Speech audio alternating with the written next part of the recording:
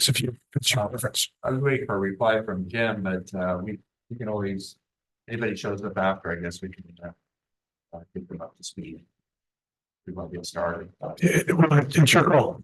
Okay. Well, I don't have my sheet of paper, but I'm pretty sure a pledge of allegiance is ordered here.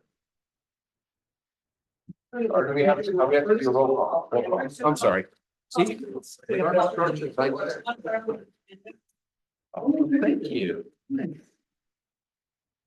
Okay, call to order, roll call, please. Vice Chair Griva, Here. Board Member Rodriguez, Board Member Wood, Here. Board Member White. Here.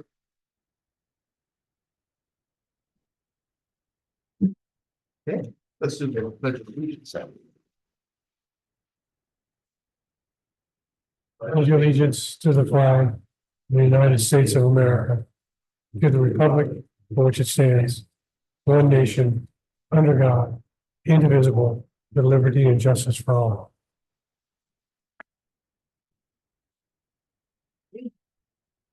Item D, public comments from the audience regarding items not on the agenda. This portion of the agenda allows an individual the opportunity to address the GSA on any items not on closed session, consent calendar, public hearings, and agency business. Under state regulations, no action can be taken on non-agenda items, including issues raised under this agenda item. Members of the public should be aware of this when addressing the GSA regarding items not specifically referenced on this agenda. Please be further aware that public comments can also be submitted email with the following address. Okay.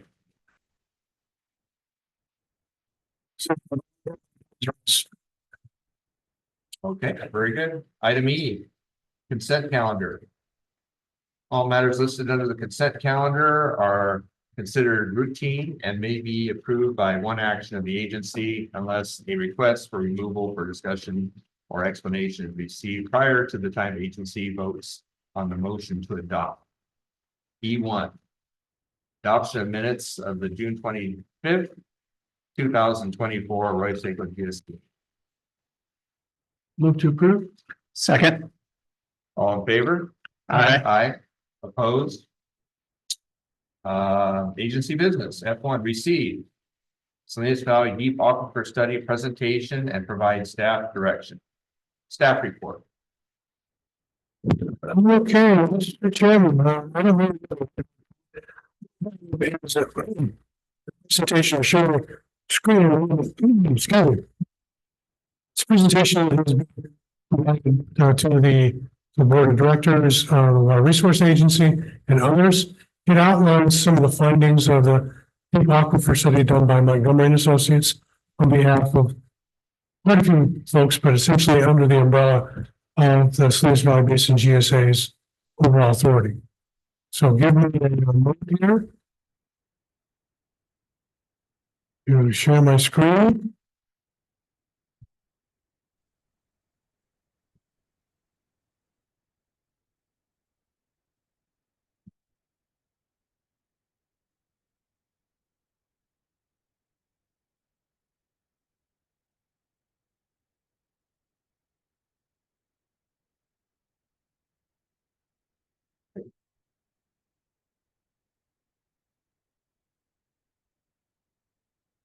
There we go.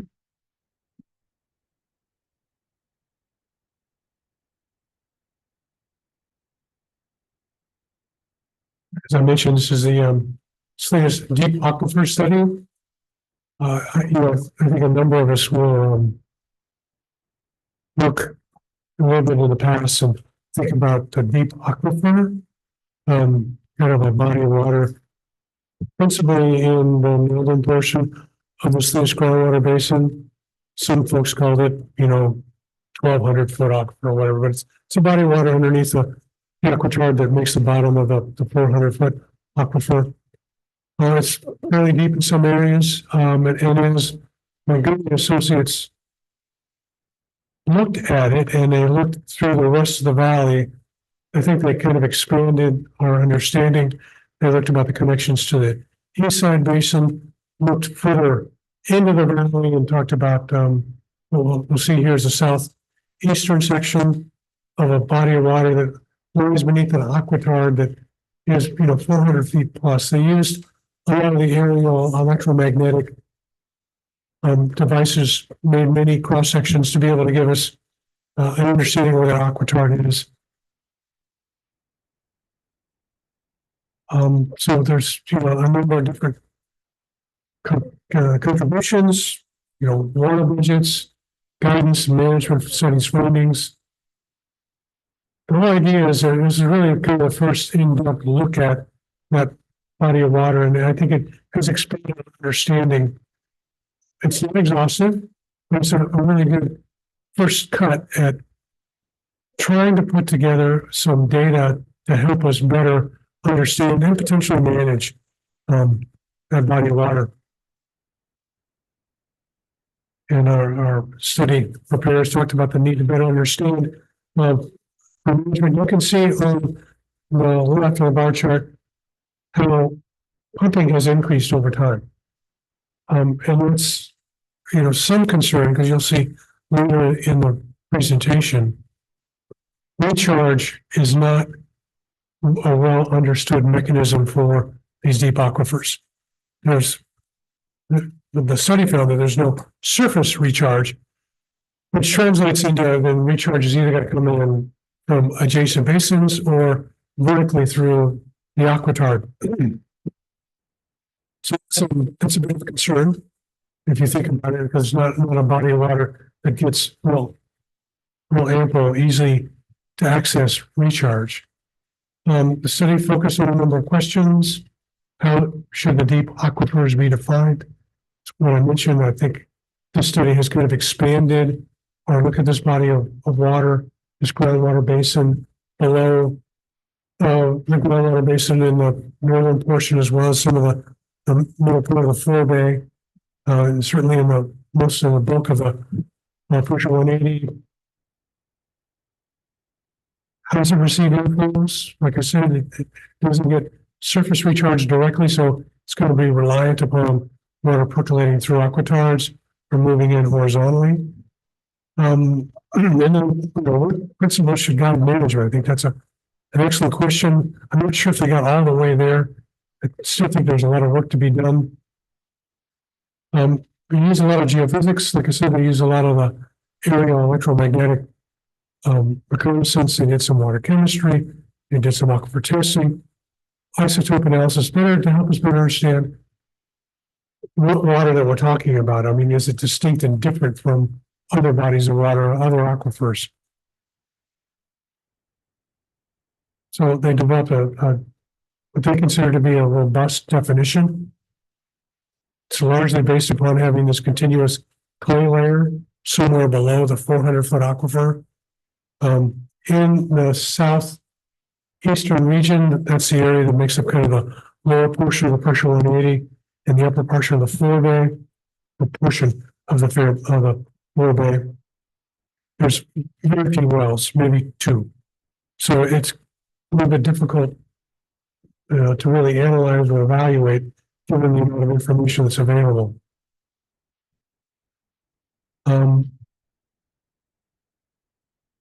These two graphics give you an idea. There's a number of wells that have been drilled and studied, and you can see that Monterey County Water Resource Agency's deep aquifer wells on the graphic on the left, little green dots, and there's a fair amount of wells, a little better understanding of perhaps some of the aquifer characteristics, its makeup, its water quality, and the like.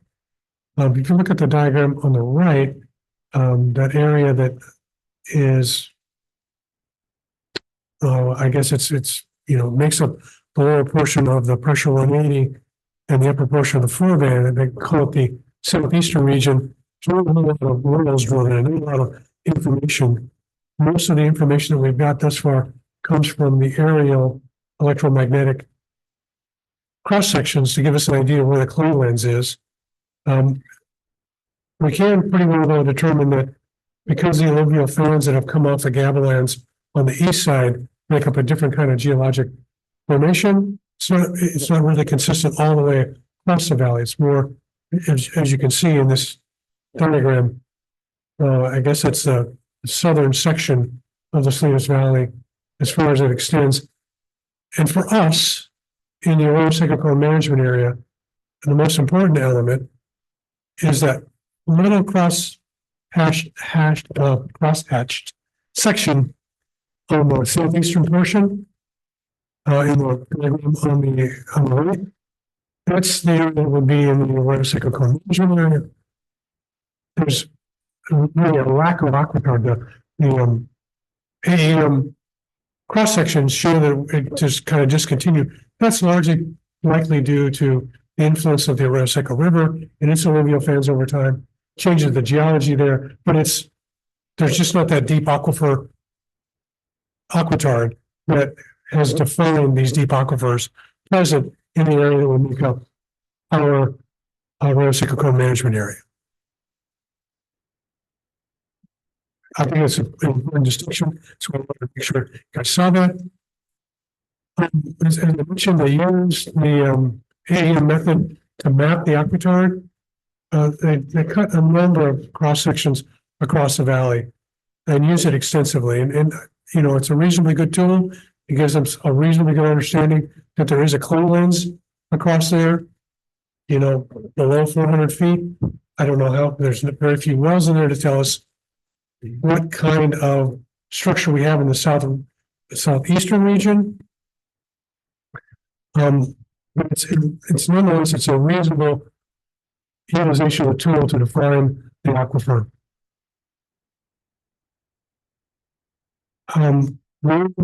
Findings where the deep aquifers do not directly receive natural surface recharge. That's important because water, as it moves through soil, doesn't move very quickly. It's the nature of the way water is going to move it. As it's trying to move through an aquitard, you know, clay lens or whatever, it's going to move even slower. And as it moves horizontally, there's not a lot of head to move it. So it's a concern and it might lead to management actions around recognizing that recharge isn't going to happen very easily. Which would suggest, as we use more and more water in the deep aquifer, there's not a lot of replenishment going on. That's something to be concerned about going forward.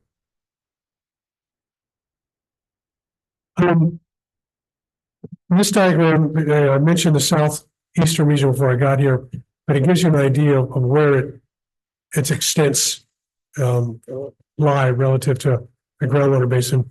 That's that yellow region on the diagram on your right.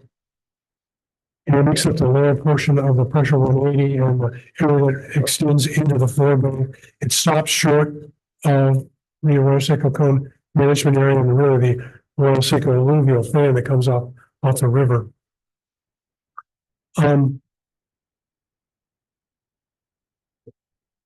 The water balance for the area, to the best of their ability, really shows where the water is flowing. And you can see here, because of the flows towards the movement of water out of the groundwater basin, it's moving into the northern portion.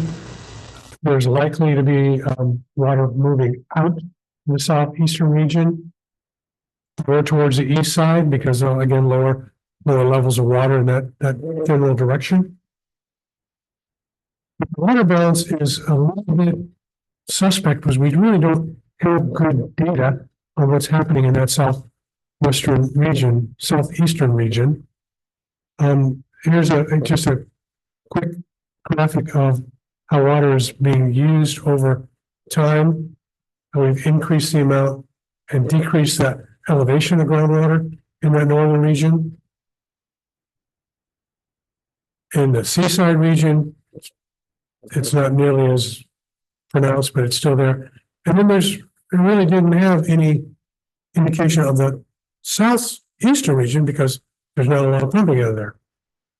This table attempts to give us an idea of what the water balance would be for the deep aquifers.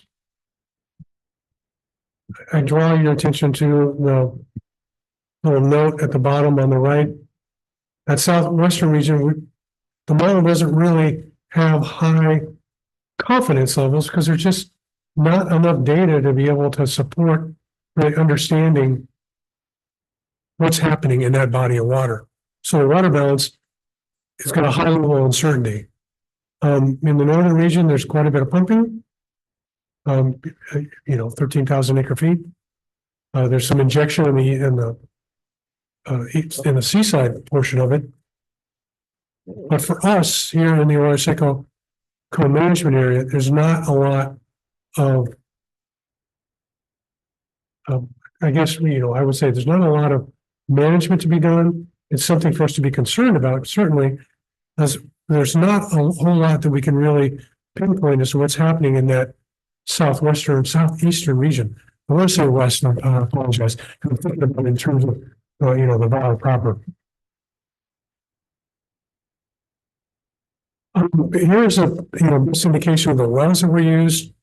Again, I draw your attention to that yellow area of the southeastern region, just a couple of wells in there, not very much information is being available.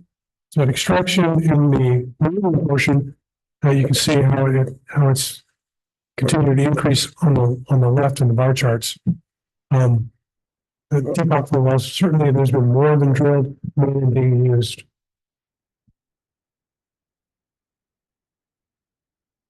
Looking in cumulative change by region, I'm going to draw your attention to the far right chart.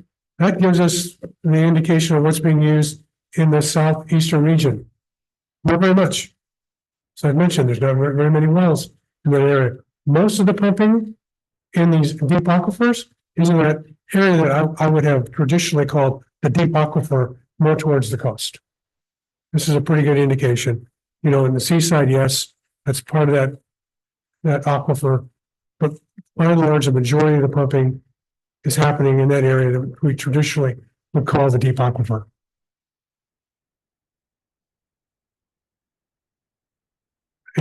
Just injection, it covers all those things. So for us, too concerned about injection of seaside, it is covered in the overall report. The current vertical gradient is mostly downwards. So the concern then is that as pumping continues to occur in that deep aquifer region in the north, as groundwater elevations fall, that gradient deepens, and it's going to ultimately result, I think, in more and more pressure on the surrounding areas, both vertically above it and horizontally to move water in. And ultimately, it could lead to seawater intrusion into that body of water as well. Without having a really good understanding of the recharge, we don't know. That's a concern.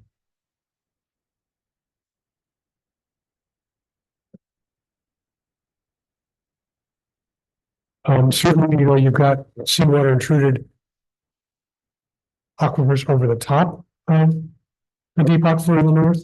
And the concern is that as we continue to put pressure, negative pressure on groundwater elevations, it's a gradient for water to flow into. It's a concern, something to continue to watch.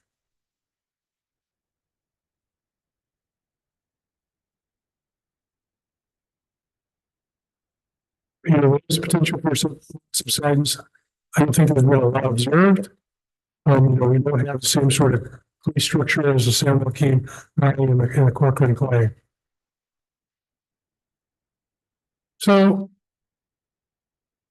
the historical and current conditions then change conceptual understanding. Current conditions confirm that there are deep aquifers in overdraft, especially in the north. Continued overdraft of the deep aquifers is a risk for irreversible damage. You could have seawater intrusion or, possibly include some signs, but I think seawater intrusion or degradation of groundwater. the state concluded that there is sufficient data to develop management ideas and actions. And so they're going to look for guidance in terms of management of the body of water.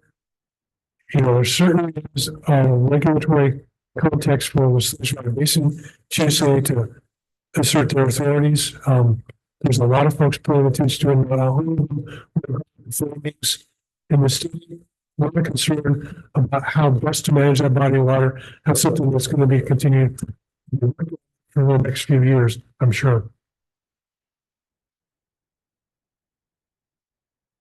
Certainly, you know, there are types of minimums in different projects that could be implemented to preserve the groundwater and to move additional waters into the area.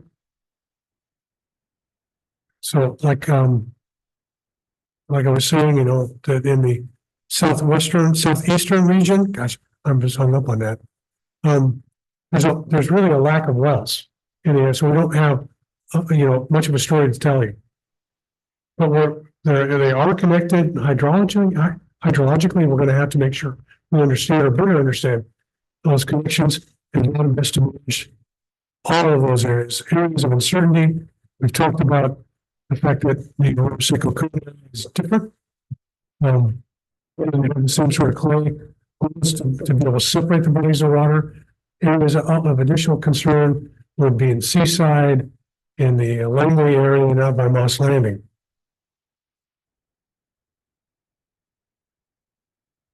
The conclusion of the study was that the net current extraction is not sustainable. I think that's the biggest concern in terms of management. You know, where do we go from here?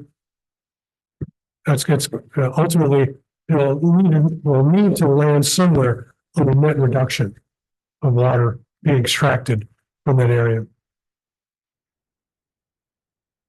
Certainly, we don't want to continue to pull additional water and create a gradient that would potentially lead to subsidence. That would be a bad thing.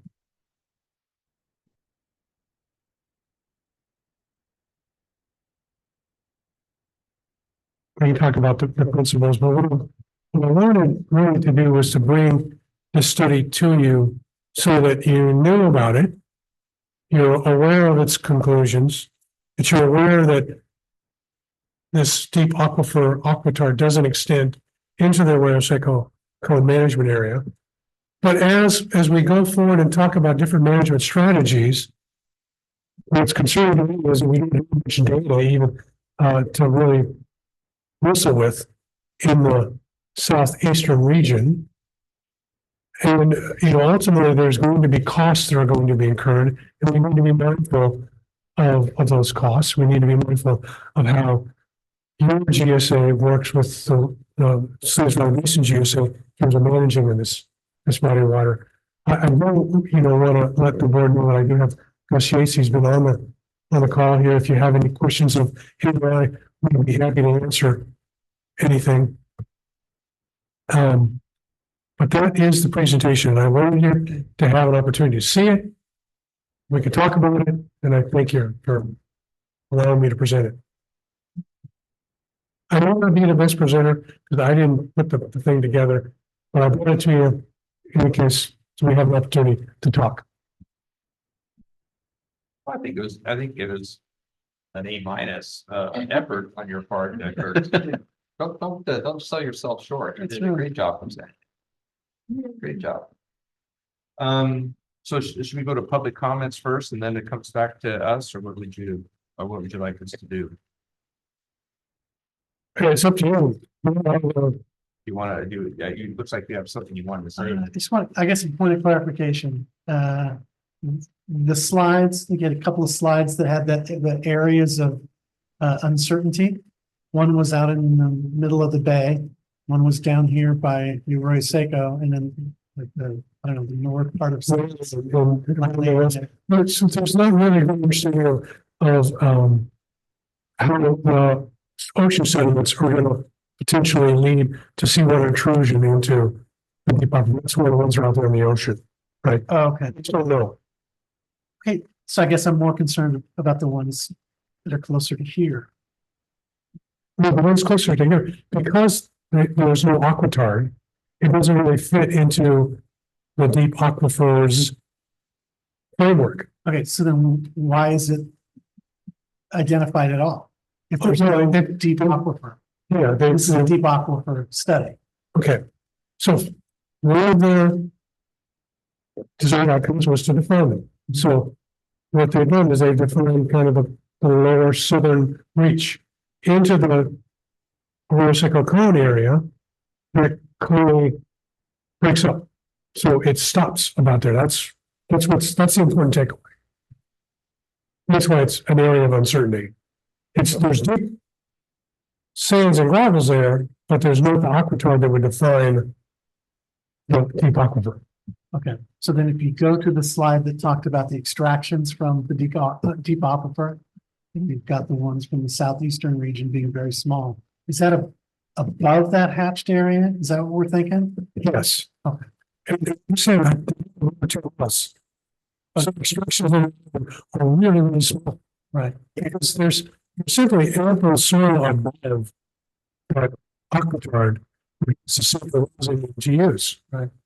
And so do we actually have in that hatched area, we actually have wells that go down to where a deep aquifer would be? Like I said, I think there's two, maybe three in the southeastern region. In the entire southeastern region? Yeah, the entire region. Okay. So let's actually provide some additional input. Gus, I think you can speak, yeah? Okay, can you hear me? Yeah. Okay, yeah, there are no aquifers wells in the Arroyo Seco Cone area that go into what would be at the depth of the deep aquifer. The pumping is from only 3 wells closer to Salinas. One's exclusively deep aquifer. I think it's a municipal well for Chuler, and there's 2 that are dually screened in the shallower sediments and in the deeper sediments. And together, those 3 wells make a fairly small amount of pumping. So the report's statement that, oh, well, the deep aquifer is in overdraft and water levels are going down, that's really a statement for the northern area. It does not apply to the southeastern area. Thank you. But I have a question. In this report, are you satisfied, Curtis, that there's a clear understanding when people read this about how things work, or do we need to add something to that, maybe a letter or something in that order to clarify a few things that are maybe murky? Well, Chris and I presented this to the Arroyo Seco GSA's advisory committee, and they wanted us to bring this here and get direction from you guys relative to what we should do. This has been participating all along. He's already got some thoughts that he's put together. I'm in the process of combining my thoughts. The request from your advisory committee was for your board to direct us as staff to issue a letter talking about what our findings and concerns may be about the study. And so that would be something that I would look for you all to give us guidance on. But before you do that, let's make sure we go out to the public and get whatever public comment we have. If there's no other questions. Bob, do you have anything? No, before we do that? that'd be it. We'll circle back around them. Yeah, I do see Nancy Isaacson has her hand raised. So Nancy, why don't you go ahead? Okay, thank you, Nancy Isaacson, Salinas Valley Water Coalition. First I have to say, the last 2 minutes, Curtis, I could actually understand you. Prior to that, it was totally garbled. And so I'm not sure what happened, but, and I know this has happened in other meetings, so that's why I wanted to raise it. And I know yesterday in the Forebay was the same. When you're on Zoom, it's really difficult to hear and understand everybody. So thank you. So having said that, also I attended the Arroyo Seco Advisory Committee meeting as an alternate member. And we did think it was important that this being brought to the board and that you consider writing a letter to the GSA, just really to let them know that this is a concern or something we want to continue to monitor, because here it's very clear, the deep aquifers, that they don't have enough information. They really don't know if there is a connection. I mean, and Mr. Yates is saying that, really the overdraft pertains to the northern region, but you hear comments from others who want to bring everybody in, including the southeastern region, when we don't have enough information, so we don't know.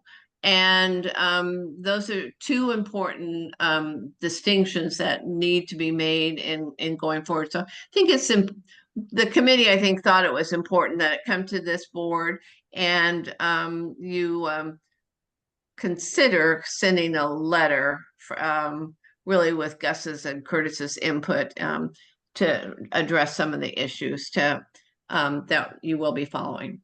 Thank you. Thank you, Nancy. We have anyone else in the? I see no other right hands, Mr. Chairman. And I apologize to the Zoom audience. I'll do my best to speak directly into the mic. I know sometimes I get a little bit animated back here and move around, so I may not come across as clearly as I would like, so I apologize for that. Well, I think I heard that at the meeting that Gus Yates was at, that side of the room wasn't people when they tried to listen, they were having trouble. So this is just you. I think we must be, that's something we could maybe look at. Yes, I think we are looking at it, and the